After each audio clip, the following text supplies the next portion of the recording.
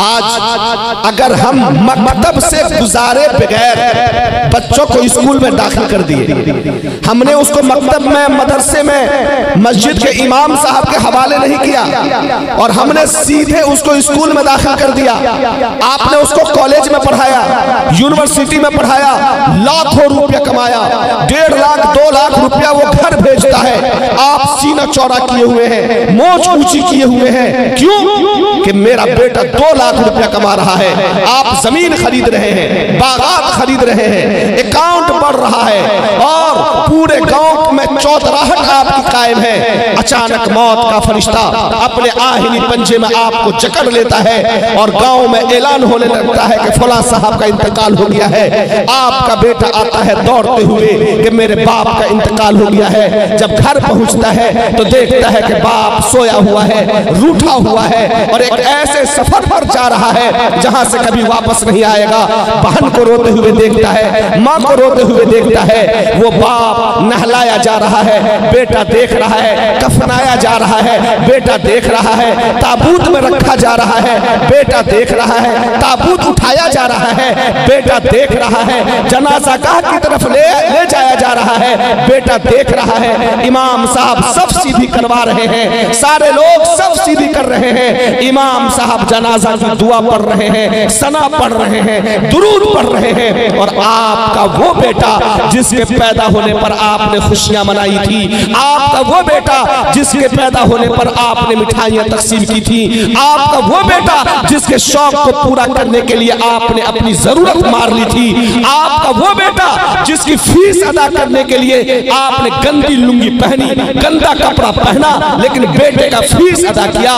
वो बेटा जो 1.5 लाख 2 लाख रुपया कमाकर भेजता था और आप ऐश कर रहे थे, आज गैर तो गैर सब जनाजा की दुआ पढ़ रहे हैं और आपका बेटा चुपचाप हाथ बांध कर खड़ा है। उसे जनाजा की दुआ भी याद नहीं कि मोहब्बत करने वाले माँ बाप की जनाजा की नमाज में जनाजा की दुआ पढ़।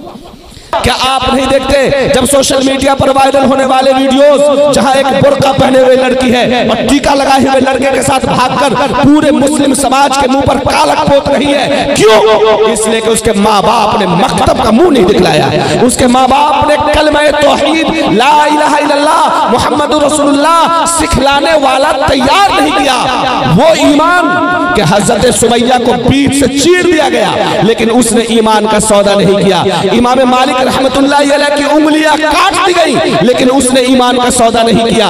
इमाम अहमद इब्न हंबल रहमतुल्लाह अलैह की पुष्ट पर 20,000 कोड़े बरसाए गए, लेकिन उसने ईमान का सौदा नहीं किया।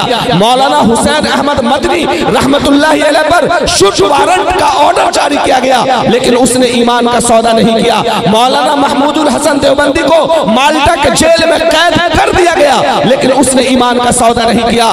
मकतब की इस धरती पर 4 साल और 5 साल की उम्र में नाक बहने वाला बच्चा अपना वजूद लेकर दाखिल होता है, लेकिन जब वो निकलता है तो अल्लाह का एक गुलाम बनकर निकलता है। ये मदरसा है तेरा मैं कदा नहीं साकी, यहाँ के खाक से इंसान बनाए जाते हैं। मैं कहना चाहता हूं उन लोगों को जो टोपी और दाढ़ी वाले को घटिया निगाह से देखता है। मैं कहना चाहता हूं उन लोगों को जो ये समझता है कि मौलवी 2 रोटी और 2 बोटी का सिर्फ इंतजाम कर सकता है, उससे आगे की वो सोच नहीं सकता। मैं चैलेंज के साथ कहता हूं कि आओ मेरे सामने बैठो और जनाजा की दुआ पढ़कर सुना दो, अल्हम्दुलिल्लाहि रब्बिल आलमीन पढ़कर सुना दो। लेकिन मेरा ये लाल आज खड़ा होगा, अल्हम्दुलिल्लाहि रब्बिल आलमीन पढ़ेगा, मिनल जिन्नति वन नास तक पहुंचेगा।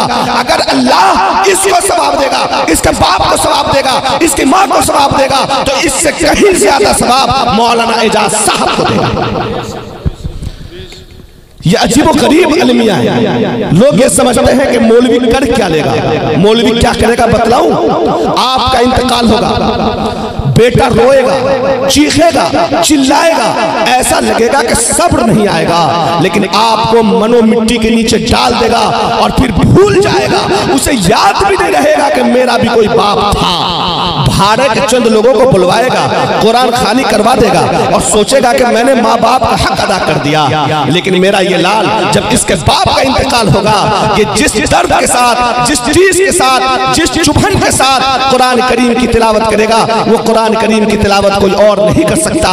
ये एक एक आयत पढ़ेगा, अल्लाह के सामने अपने मासूम हाथों को हवा में लहराएगा और कहेगा, अल्लाह अल्लाह, मेरा एक बाप था जो चाहता मुझे मुंबई भेज देता, मैं लूम मशीन चलाता, काटी मशीन चलाता, लुधियाना भेज देता, मैं जड़ी का काम करता, वहां से पैसा भेजता, बहनों की शादी करता, बाप की मुआवनत करता। लेकिन मेरे बाप ने कहा कि मैं खेत में काम करूंगा, मेरे बाप ने कहा कि मैं भट्टा पर ईंटा बनाऊंगा, मेरे बाप ने कहा कि मैं रोड में काम करूंगा। लेकिन बेटा, मैं तुझे अल्लाह का कलाम सिखलाऊंगा, मैं तुझे कुरान सिखलाऊंगा।